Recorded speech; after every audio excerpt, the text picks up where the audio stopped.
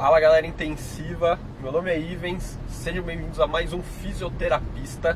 Na conversa de hoje a gente vai falar sobre implementação de protocolos e projetos, vamos falar de gestão e liderança, habilidades que você precisa ter para ser desejado numa instituição, num hospital, aí arranjar aquele emprego que você tanto quer. E para essa conversa de hoje, quem vai estar aqui com a gente, meu amigo Caio Veloso. E aí, bora nessa carona?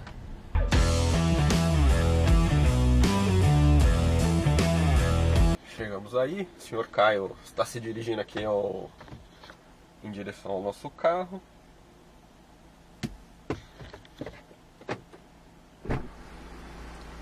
Ô jovem, E aí? tá bom? Beleza? Também você. Tudo jóia. O cara veio até uniformizado, veio de crachá pra se identificar, pô. Olha lá, ó. Tira então. Veio identificado, né, mano? Então aqui, ó, passando no estacionamento, no deixa-carro aqui, uma filinha. Já Caio vem identificado, já se apresentei pra galera, Caio. Bom pessoal, eu sou Caio Veloso, né?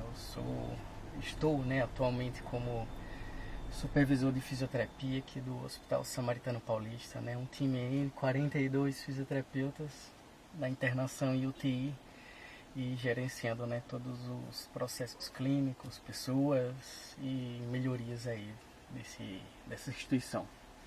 Boa, legal.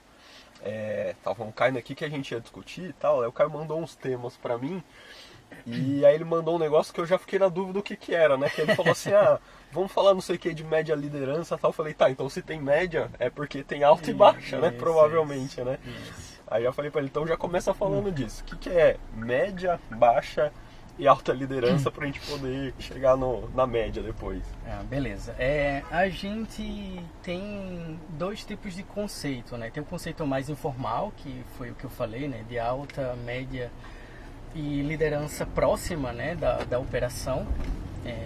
Então, alta liderança são os diretores, gerentes, né? Se for uma grande corporação, aí vai ter o CEO, né? Que é o diretor-presidente, o CFO, que é o diretor financeiro, e por aí vai, né?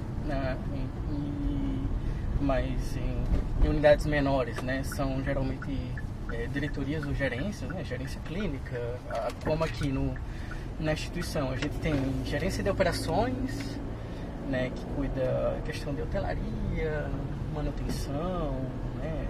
Farmácia de almoxarifado, essas coisas. Tem a gerência de práticas assistenciais, que é práticas assistenciais multiprofissionais, né? Que cuida de todo o cuidado multiprofissional, né? Enfermagem, físio, fono, TO, farmácia clínica, nutrição clínica, etc. E tem também as gerências médicas, né? Que cuida, né, das partes do centro cirúrgico, né? das equipes médicas mesmo. Então, isso daí é alta liderança, né? E aí, entrando do conceito mais formal, essa alta liderança é chamada de liderança estratégica, né? Que a estratégia dentro de um processo gerencial é uma visão de onde você quer chegar, né? Seja uma estratégia financeira, uma estratégia clínica, né? Etc. E aí isso é cascateado para as médias lideranças, que têm, né, a responsabilidade de criar processos e projetos para poder atender essa estratégia. Então, a média liderança, dentro do conceito formal, né, institucional, é uma liderança tática. A estratégia é uma visão, a tática são os processos que vão ser implementados, e a liderança próxima, né, a gente não costuma chamar baixa liderança, né, liderança próxima. Só porque baixa em português Isso, parece que é uma coisa ruim, sim, né? sim. Mas é só referência, né? Isso. Dentro da liderança próxima, geralmente são aqueles líderes de setor, ou de horário, né, ou de andar, né, que eles são assistenciais, ou pelo menos têm uma atividade mista aí de assistencial e administrativo, e são quem dá o suporte imediato ali dentro das demandas da operação, né? Então, aí só recapitulando, né? Então existe essa pirâmide, né? ponta a estratégia, a tática no meio, né, como processos, e a operação, que é o que vai fazer a coisa funcionar, né? Então, se a gente fosse traduzir clinicamente, a gente pode pegar, por exemplo, para o público que vai entender, o ABCDF é uma estratégia, é uma visão, né? Então, ele tem a intenção de melhorar alguns desfechos, tempo de ventilação mecânica, redução da taxa de fraqueza muscular adquirida na UTI, mortalidade, redução de delírio. Então, isso daí é uma visão, né? E aí a tática seria o protocolo de imobilização precoce, protocolo de manejo e cuidado de delírio, de dor, e a operação direta é fazer tudo isso acontecer. Cara, é legal essa explicação que você deu, porque ela vai bem em contra uma coisa que eu falo nas aulas, é que o pessoal que nem essa semana deu uma aula sobre protocolos. E é engraçado como sempre quem vai mais atrás dessas coisas é a galera assistencial. Eu fico impressionado. Sim, sim. E aí eu sempre falo, gente, o protocolo ele não pode partir do assistencial. Não tem nenhum problema do assistencial participar do processo. Sim. Só que tem que partir da instituição, porque ela que sabe onde ela quer chegar e o que ela quer fazer para chegar onde ela quer chegar. E aí tem que passar, como você disse ali, pela parte mais tática, né? Que é a parte ali da gestão mais direta daquele setor ali, talvez, que vai estabelecer como que a gente vai fazer isso. E depois, quando está tudo estabelecido, a assistencial cumpre mais ou menos ali o que está delimitado, né? Mas eu acho que esse discurso, Ivins, ele vem muito baseado, e eu acredito nisso, sabe? Quem sabe de verdade os problemas é a operação, é a ponta, né? O chão de fábrica, enfim, é o fisioterapeuta que está ali no dia a dia, que ele vai conseguir identificar melhor essas melhorias, essas necessidades de melhoria. Só que a gente sempre tem que ficar atento, né? Como a gente observa e tenta dar uma solução para aquela situação, né? E isso é algo que não é tão... Tem locais que não valorizam esse tipo de... né, do próprio fisioterapeuta ir lá e fazer as propostas de melhoria. Pô, isso aí deveria ser um trabalho da supervisão, eu não estou olhando, e você fica aí, porque o operacional acho que não é por aí. Mas, ao mesmo tempo, a gente também tem que trazer, quando vem uma demanda como essa, que existem os tempos institucionais, existem os acordos, né, que você tem que fazer com as outras lideranças, porque você tem que entender qual é a sua própria governança. Tipo, a partir daqui eu cuido, daqui eu vou ter que fazer um acordo com o time de enfermagem, com o time médico, e a gente vê como é que esse acordo ele vai ser alinhado, né, de uma maneira satisfatória. E também para que você não gere uma frustração naquela pessoa que vem. Porque muitas vezes eu venho de uma boa vontade tão grande ali, eu acho que dá pra gente melhorar isso daqui, assim, assado. E se você coloca, né, uma barreira entre a equipe tática e a equipe operacional, as pessoas vão deixar de trazer os problemas. Então o líder tático presume erroneamente muitas vezes que não tem problema nenhum, que os problemas não chegam, né? Mas se você não tem um canal aberto, né, você está perdendo oportunidades, né, de trazer melhoria. Por isso que o líder tático ele tem que estar muito próximo da ponta ali da operação, para poder entender muito bem o que está acontecendo, né? Então pode ser nas sessões de feedback, né, assim, naquele 1 a 1 ali, ou então momentos de que você proporciona para as pessoas proporem, né, as suas ideias de melhoria. Mas aí voltando um pouquinho mais nisso daí, é justamente um ponto que você falou, assim, a operação ela entende muito bem, né, qual é o problema, mas nem sempre tem uma visão sistêmica do todo, né? Muitas vezes é aquela visão de túnel, então, o problema é esse daqui, a solução, se o problema é esse, a solução é essa. Nem sempre é assim. E querendo ou não, as médias lideranças, elas têm, né, de um modo geral, né, não vou generalizar, mas assim, pelo menos aquelas que a gente promove desenvolvimento, passaram por um processo seletivo para ocupar essas posições, ou foram promovidas, né, por conta dessas habilidades, né, dessas habilidades gerenciais, né. Então existe essa questão de saber como fazer, né. Então dentro do processo gerencial existem ferramentas que a gente usa no dia a dia, né, 5W2H, né, matriz SWOT e outras ferramentas que nem sempre, e aí eu falo que a gente não aprende isso na faculdade, isso não é um tipo de conteúdo, né, que a gente é exposto, né, no nosso processo formativo e até mesmo na pós-graduação mesmo, né. Então existem maneiras certas, né, corretas, onde você vai despender menos energia, vai ser mais assertivo, né, aquilo ali vai rodar menos vezes, né, para poder conseguir ter um processo de melhoria. E lembrando assim que é melhoria contínua. Às vezes a gente dá um passo, melhorou isso, surge outro problema dentro daquele mesmo processo, dá outro, e assim vai. Eu acho que a média da liderança que chega num ponto, se senta, agora não tem o que melhorar, tem alguma coisa errada. Não, sempre tem, né? E é engraçado que você falou relacionando de novo assistencial, porque daí eu posso falar com uma pessoa que chegou com muita boa vontade para fazer coisas e só tomou na cabeça quando eu tentei fazer isso de baixo para cima. É que muitas vezes o assistencial, de novo, ele conhece o problema lá do chão de fábrica, só que às vezes ele não sabe qual que é o objetivo da empresa. Às vezes o objetivo da empresa não tem nada a ver com aquele problema que ele quer resolver naquele momento, né?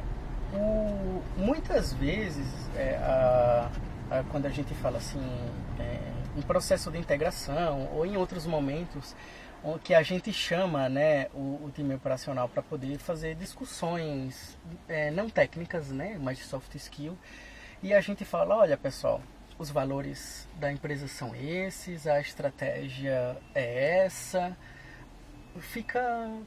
Pô, cara, por que você está me falando isso, assim, né? Qual é o intuito? O valor da empresa não está aqui atrás do crachá, né? Por que você tá me dizendo isso, né? Porque isso é muito importante, porque a estratégia que vai direcionar todas as ações.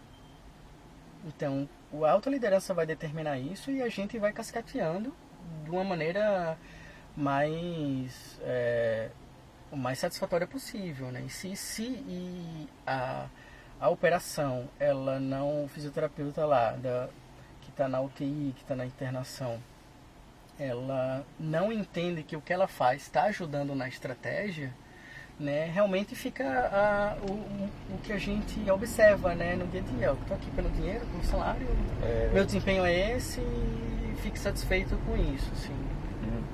Você viu que eu vim de verde em sua homenagem? De verde em homenagem ao palmeirense, pô.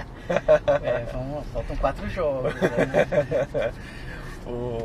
Hoje você está na posição de média liderança, né? Isso. Então, vou perguntar, obviamente, direcionado a isso, né? Então, qual que é hoje o grande desafio, os grandes objetivos de alguém de uma posição de média liderança, né, desse setor aí? Bom, eu acho que o principal desafio, se eu fosse colocar como o mais desafiador, é o engajamento, né? É fazer as pessoas entenderem e praticarem a saúde baseada em valor. E quais são as grandes barreiras que a gente tem, né, dentro porque é tão difícil, né, você conseguir engajar as pessoas dentro de todo esse processo que eu falei, né, de estratégia, operação, enfim. Eu acho que uma barreira que é bem importante, sempre foi assim, eu aprendi dessa forma. Qualquer conhecimento, prática nova não vai me agregar, a não ser mais trabalho para fazer. Né? Enxergar a inovação como como algo que vai ser mais trabalhoso para a pessoa. Né? Essa é uma das barreiras. E aí é uma barreira importante porque eu acho que uma das grandes funções da média de liderança é você reduzir o intervalo entre a melhor evidência que está publicada e a prática daquilo. Né? Vamos colocar aí uma coisa que tem uma evidência robusta, com resultado fantástico, né? É barato, mas é muito difícil de ser praticado no dia a dia, que é a eletroestimulação neuromuscular no paciente crítico. Né? É muito desafiador você ver uma ampla utilização dos pacientes que precisam fazer o uso. Né? Então, e você conversando com as pessoas para poder entender, para poder passar, né? Porque eu nunca fiz, na minha época não era tanto, né? Tá, mas tem evidência nova agora, a gente sabe muito mais como fazer, é muito menos trabalhoso, né? Porque o aparelho fica 3 andares daqui, eu não tenho um aparelho aqui, tá? Vamos trazer um aparelho para cá agora. Porque o eletrodo eu tenho que fazer a solicitação na farmácia, então é sempre uma... e aí é algo que... vamos voltar, vamos empoderar o time. Vamos chamar alguém que seja uma referência nacional, que já tenha um discurso, até mesmo que eles já escutaram, né, através das redes sociais, enfim. Vamos trazer esse cara aqui para ver se o discurso dele, né, a empolgação dele, porque um cara que abraça ele vira um speaker, um porta-voz, né, daquela terapêutica, enfim, o cara fala com empolgação porque ele gosta daquilo, né, então às vezes aquele amor, aquele amor traz, né, a pessoa, realmente, o que esse cara fala tem razão, enfim. Mas mesmo assim é muito difícil, né? É mais trabalhoso, é melhor fazer a atividade no leito mesmo, né? Fazer a passiva e tá satisfeito com isso, né? E tem coisas que, por mais que a gente tente, tem o outro lado, né? A pessoa, ela muitas vezes só tem a oferecer isso, né? Por mais que a gente empodere, por mais que a gente tenha o equipamento, por mais que, né, que a gente tente deixar o mais fácil possível, né, é o que ela tem a oferecer, né? E aí entra um pouquinho em uma outra barreira, que é a intergeracionalidade, né?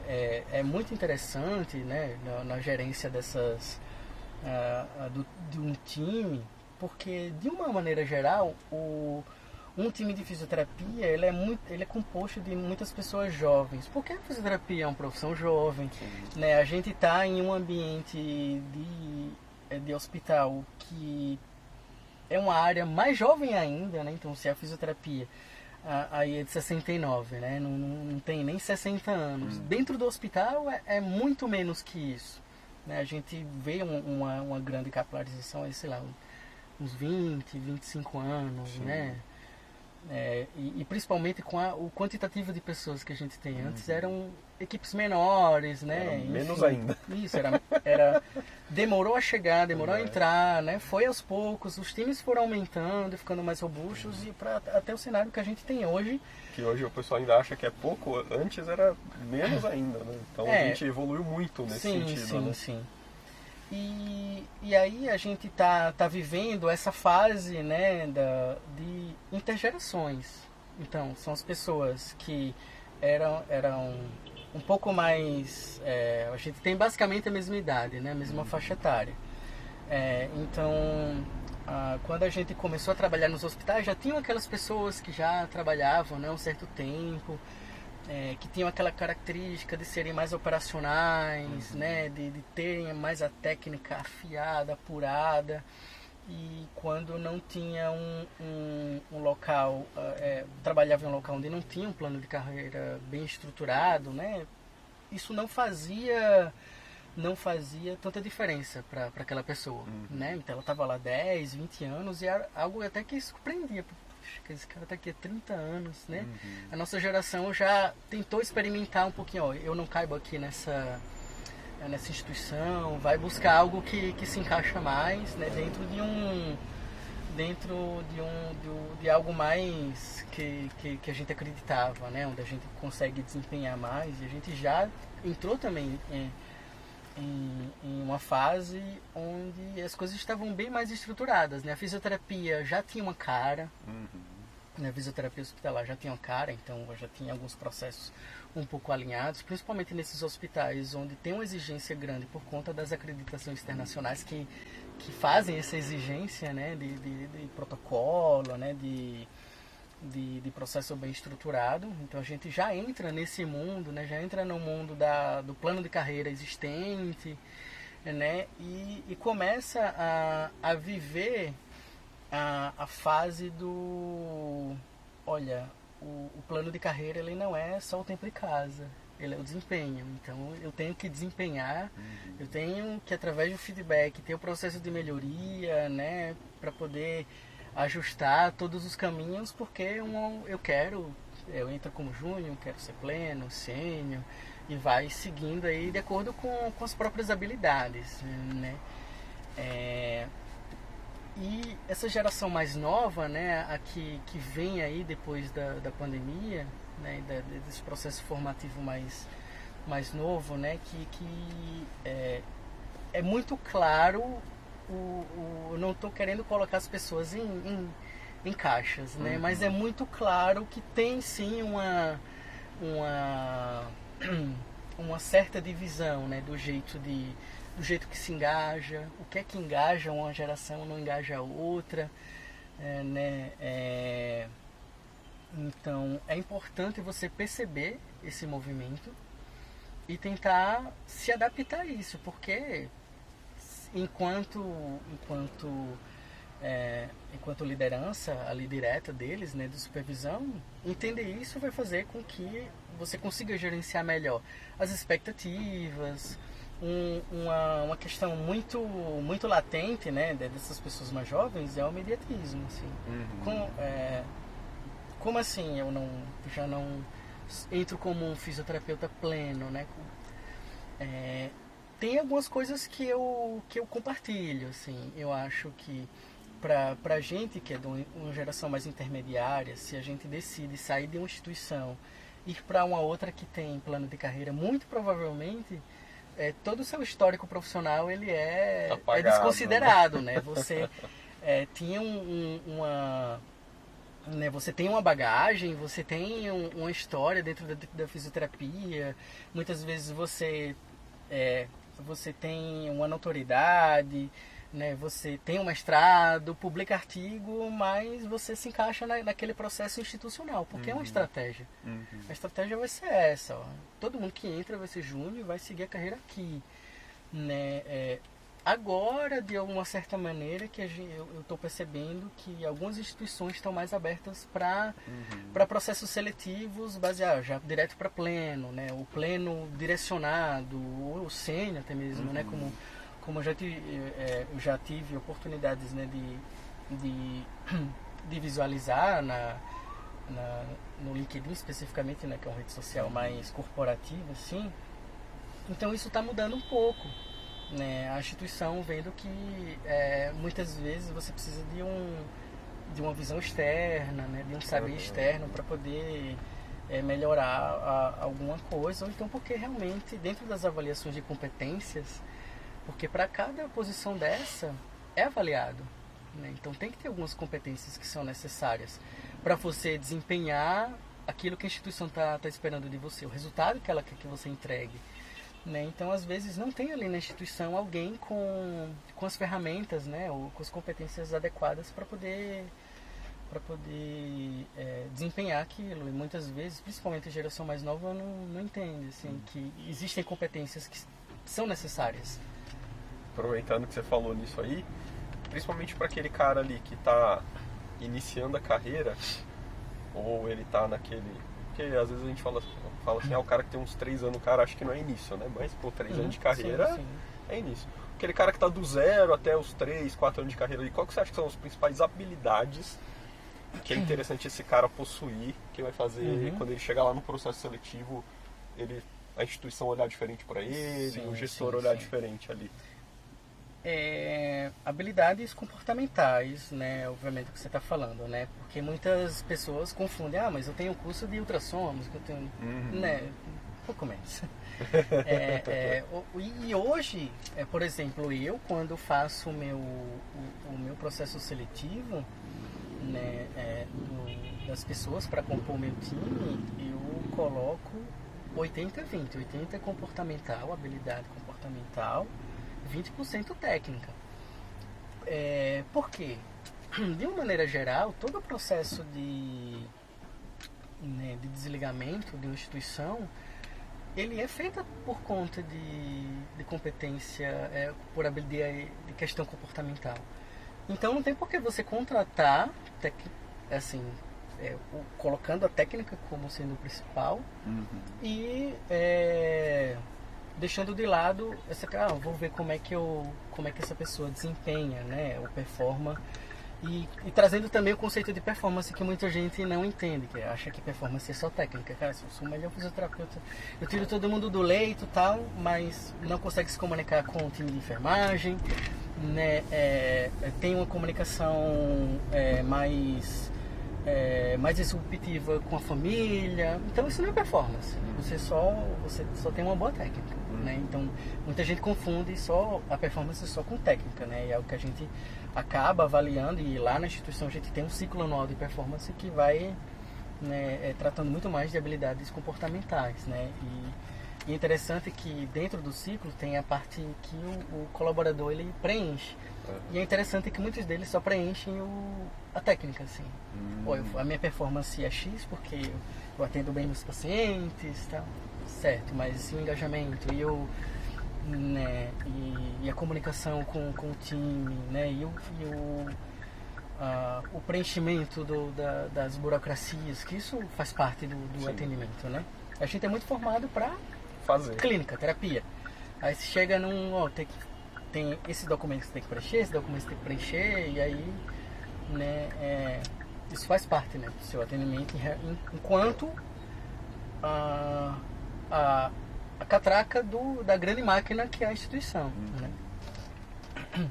Bom, e então quais são as principais habilidades, né, que são mais requisitadas, né? Não falo só para o meu time, né, para a minha instituição, mas algo que está sendo falado, né, no mercado ou entre outros gestores, enfim, que são coisas que é muito mais falado da dificuldade. Olha, eu estou com dificuldade assim, né, porque as habilidades estão vindo dessa forma, enfim. Bom, eu acho que a primeira habilidade que é importante, e quando você está numa entrevista, é importante você tentar colocar essa habilidade dentro de algo que você fazia na instituição anterior, né? Para não ficar assim, eu sou muito para mudança, tá? Explica como você é para mudança, né? Então é uma habilidade que é importante porque hoje a gente está no mundo com uma velocidade muito maior. A gente está sendo exposto a muito mais tecnologia, muito mais informação, e muitas dessas coisas elas fazem muito sentido de serem aplicadas no dia a dia.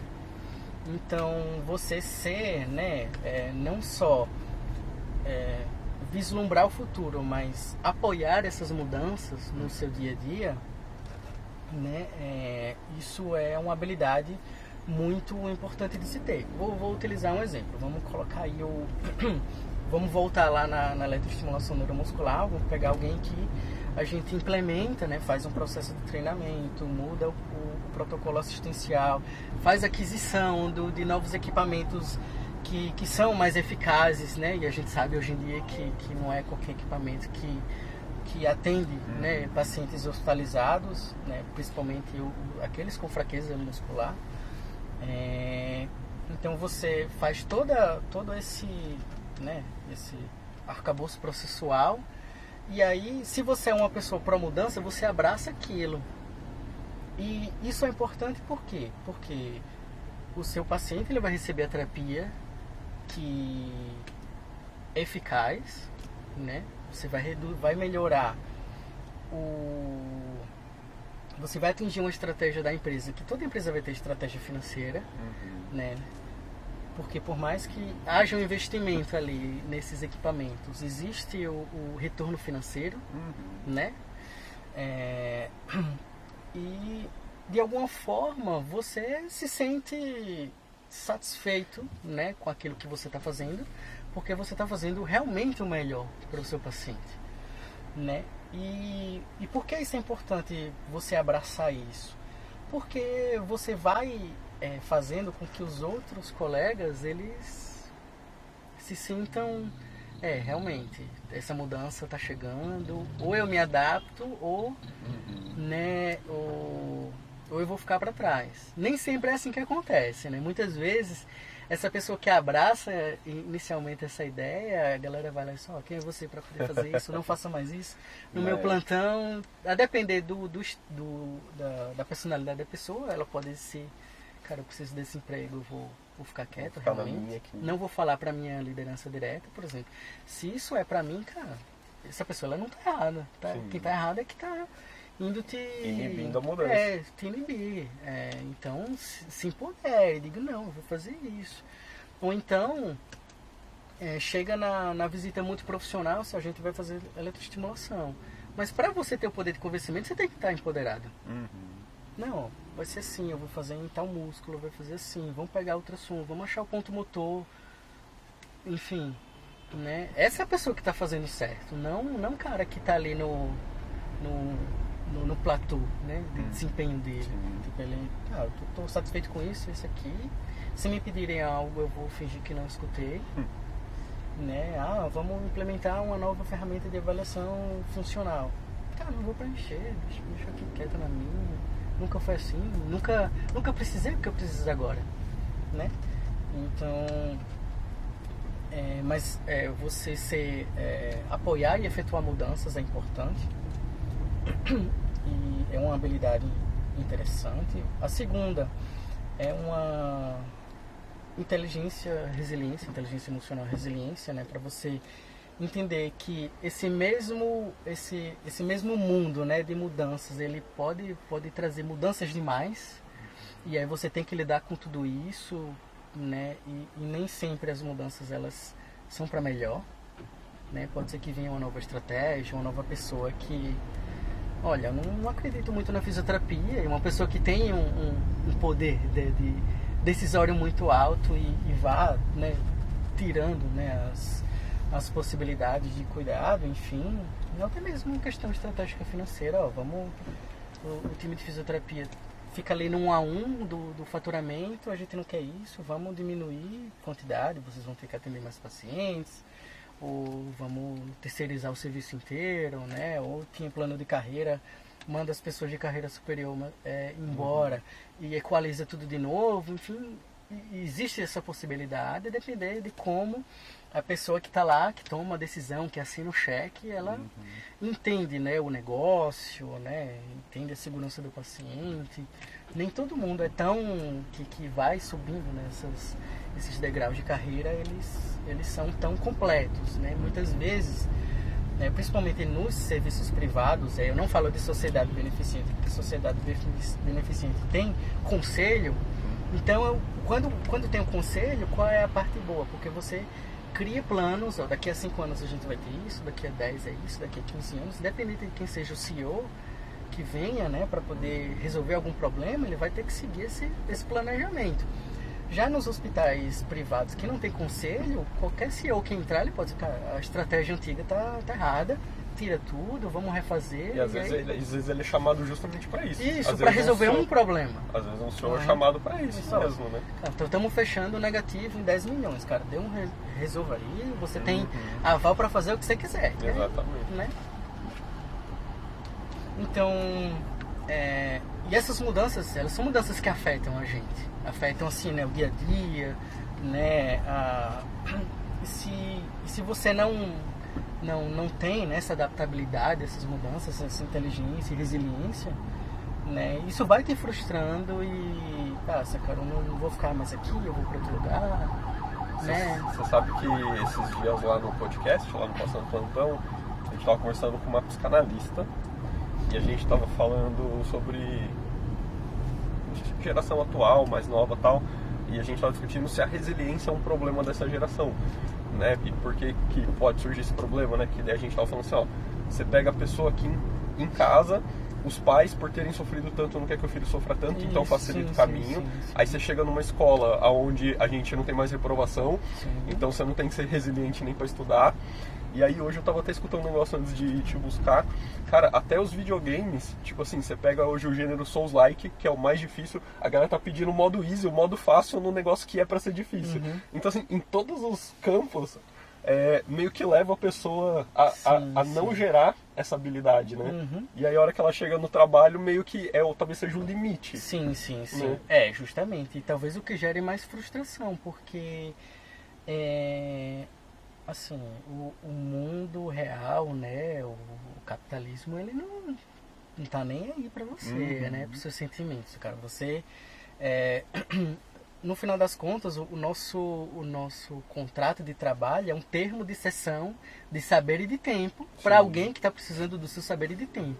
O que está ali é o que é, e o que está na lei, obviamente, né, é claro que existem limites, certos limites. Isso.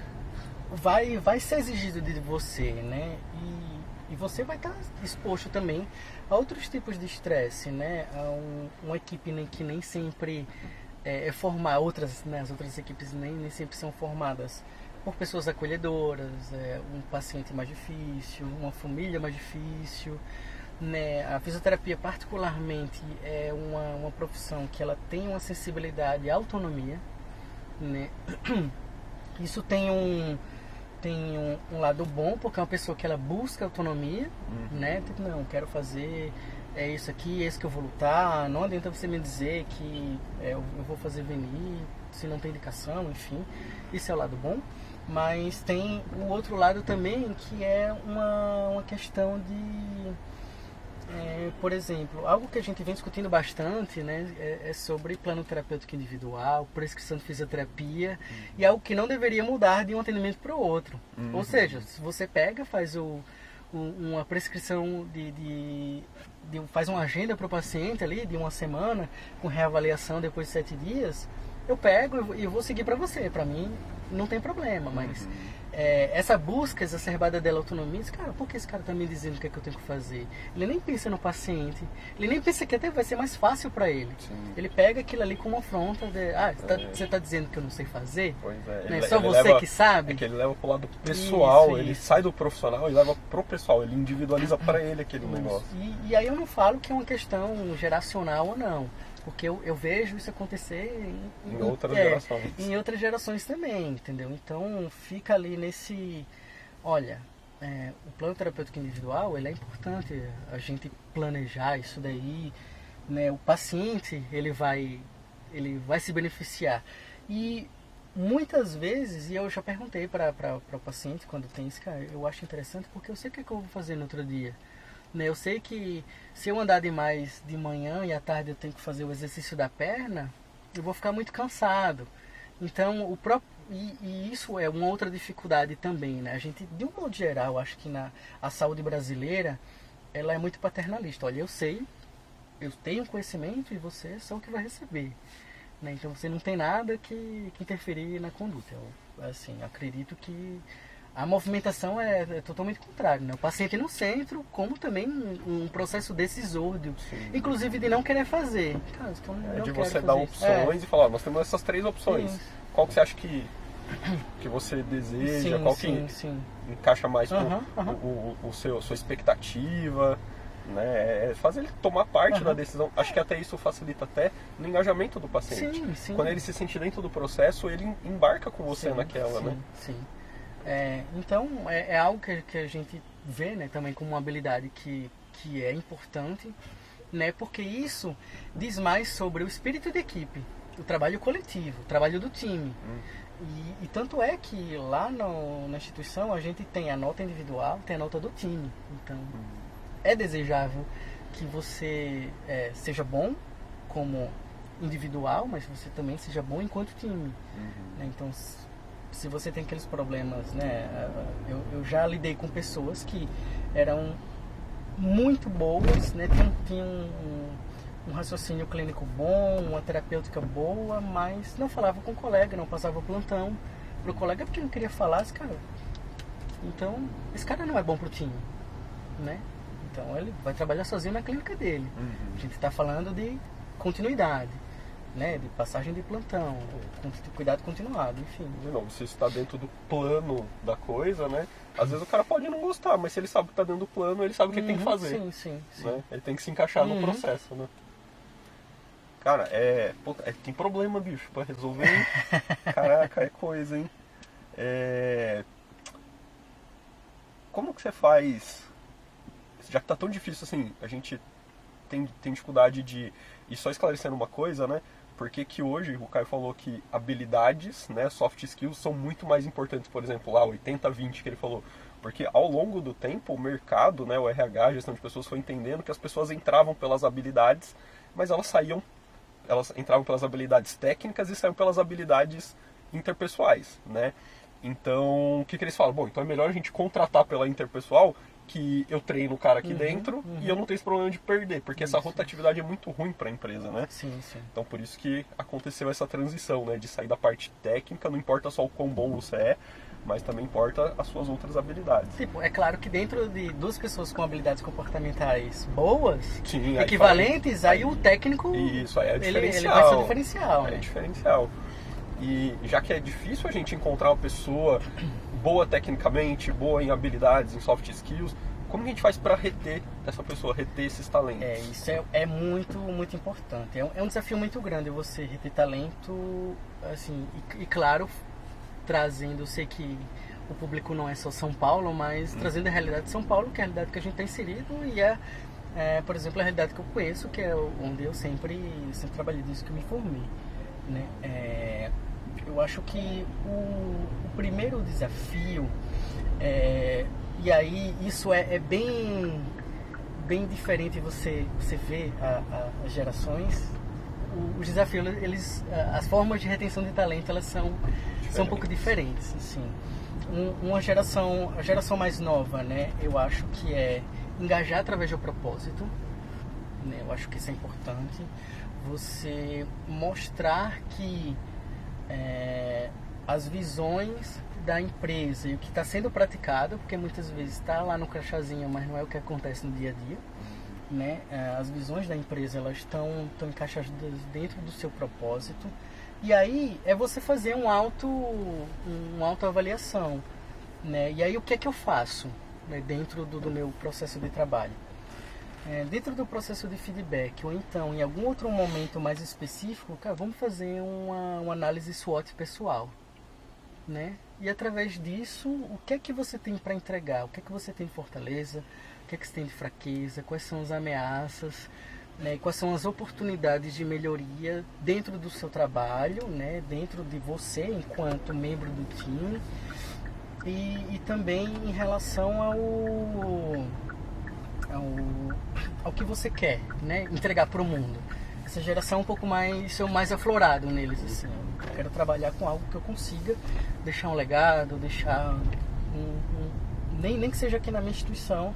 Só isso aqui foi um projeto que a fulana de tal fez e ficou até hoje. Isso acaba sendo um grande motor importante para eles, né? Eu acho que é isso.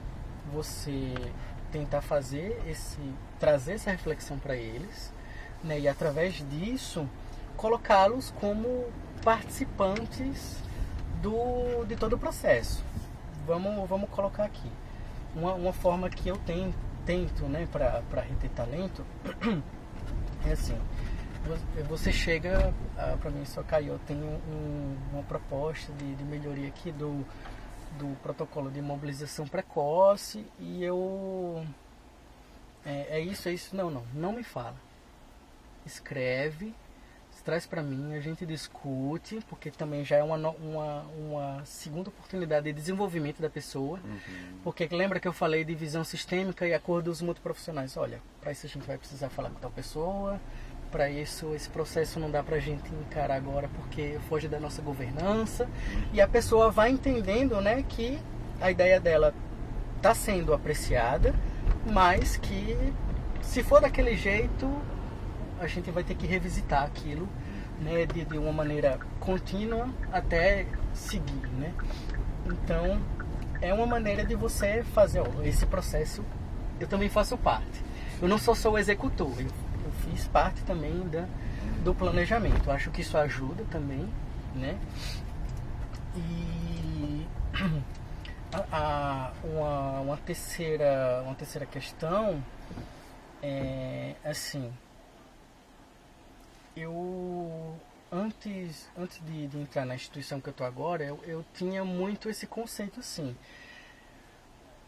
como eu tinha falado, do contrato de trabalho. Você sabe o que é que está dentro do seu contrato de trabalho. Você leu, ou pelo menos você assinou, né? Se você assinou, você deveria estar ciente. Você está ciente.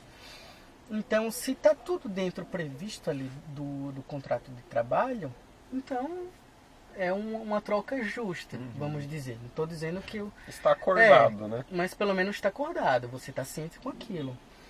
Mas aí você vai se deparando, né, naquele dia a dia, por mais que o cara faça o mínimo, tem gente que faz um pouquinho mais. E por que você nivelar por baixo, né, e não bonificar a pessoa que entrega mais? Então, a gente fez um planejamento, né, de um programa de bonificação com folga bônus, com premiação, né, para happy hour, enfim, notoriedade dentro do próprio time, né, para poder fazer com que isso não é comum, né?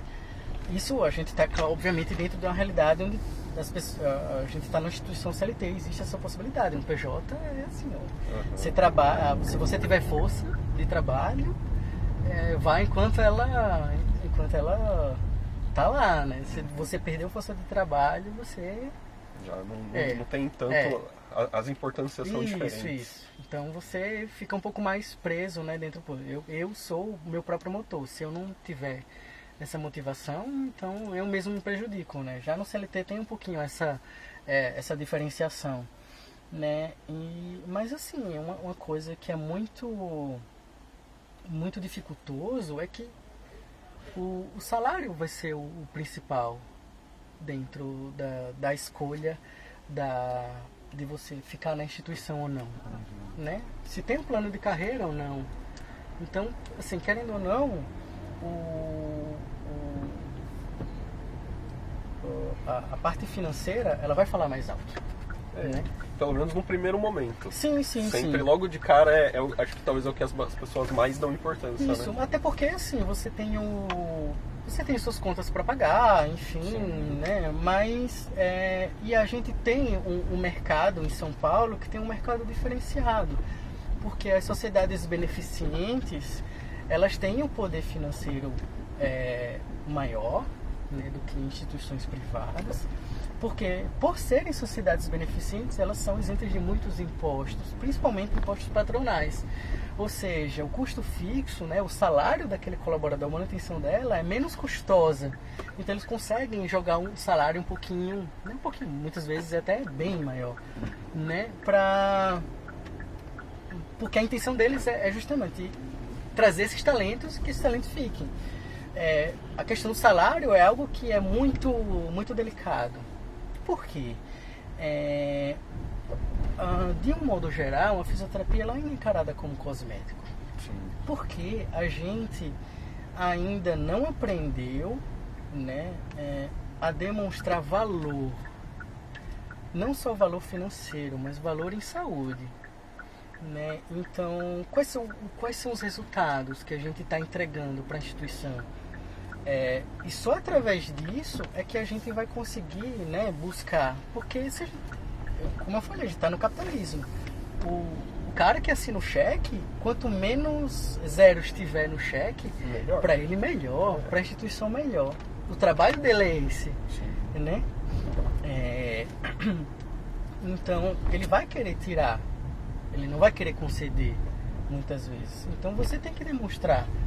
Então, como é que você demonstra? São os indicadores, né? O saving financeiro com os projetos dentro dos processos assistenciais da fisioterapia. Né? A gente está com um processo assistencial aí de redução de uso de oxigênio que a gente aumentou o faturamento em 3 vezes, né, e reduzindo a utilização de gás. Então a gente compra menos gás e fatura 3 vezes mais. Né? Então é só através disso que vocês cobram. Acho que está na hora da gente sentar e conversar sobre uma melhoria, né, salarial, ou dar mais finais de semana, contratando mais algumas pessoas e a gente consegue conceder mais finais de semana para todo mundo, né? Enfim. E aí é o que eu sempre falo, porque muitas vezes eles, assim, ó, a demanda ela não pode preceder o resultado. Porque quem assina um cheque não vai se importar com você. A gente tem que demonstrar o resultado primeiro. Primeiro você resulta, depois... É aquela velha história, né? O povo fala assim, eu não faço muita coisa porque meu salário é muito baixo. Tá, mas talvez seu salário seja baixo porque realmente você não faz muita coisa. Sim. É resultado, né, disso, né? E é sempre, uma consequência. E é sempre um jogo muito perigoso. Porque se você pega uma liderança estratégica que vem e fala, agora, a partir de agora a gente vai dar muito mais valor para o ciclo de performance e a gente só vai ficar com as performances X e Y e a partir disso a gente vai planejar aí uma implementação de plano de carreira, enfim, né? Quem está nesse pensamento que muito dificilmente vai mudar isso daí, ele já fica aí dentro da performance mais baixa e vai ter que procurar, né, uma outra posição em outra instituição, né? Então é sempre um jogo perigoso. Exato. Bom, o tema é complexo, tem muitas vertentes, né? E para quem quiser saber mais, Caio, onde que o pessoal pode te acompanhar? Profissionalmente é o LinkedIn, Caio Veloso da Costa, né? Eu tenho o meu Instagram, mas é um Instagram pessoal, é fechado. É só para mostrar a Tainá. Só tem foto da Tainá, enfim, não tem nada muito interessante lá não, a não ser uma bebê linda de 1 ano. Mas eu costumo utilizar bastante e dar dicas, né, em relação a esse posicionamento, né, essa entrega, relação interpessoal e também evidências científicas, né, que é o que tem que nortear o nosso trabalho, não tem como fugir. Acho que a melhor liderança que não vai em busca de encurtar esse tempo da evidência científica ser praticada, né, não tem... Você só está gerenciando pessoas, você não está gerenciando um serviço. Né? E o que a gente busca é um serviço de excelência. Você chegar para mim e falar, olha,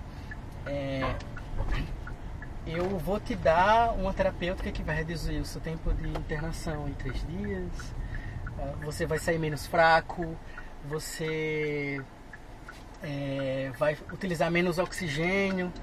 Você recusaria esse tipo de coisa? Pois é. Né? Então, só que para isso existem as maneiras corretas, né?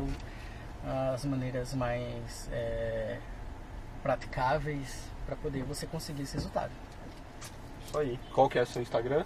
Seu Instagram não é seu LinkedIn, né? É o meu LinkedIn, Caio Veloso da Costa. Aí. O Instagram também é Caio Veloso da Costa. Então, mas facinho achar vamos lá no LinkedIn, é facinho. Facinho achar o Caio lá, tá postando quase todo dia, tem post do Caio lá. É verdade. Então sempre tem coisa lá, vão lá. Caio, obrigado, velho. Muito obrigado pelo convite. Obrigado aí pela sua participação. Até mais. E aí vamos tentar agilizar pra você aí também no podcast, que lá nós vamos ter mais tempo pra conversar. Você viu como a gente... Aí vai ter mais tempo. Com certeza. Mas valeu, cara. Obrigadão aí. Tchau. Até mais. Valeu, mestre. Falou. Bom trabalho aí, mano. Valeu. Falou.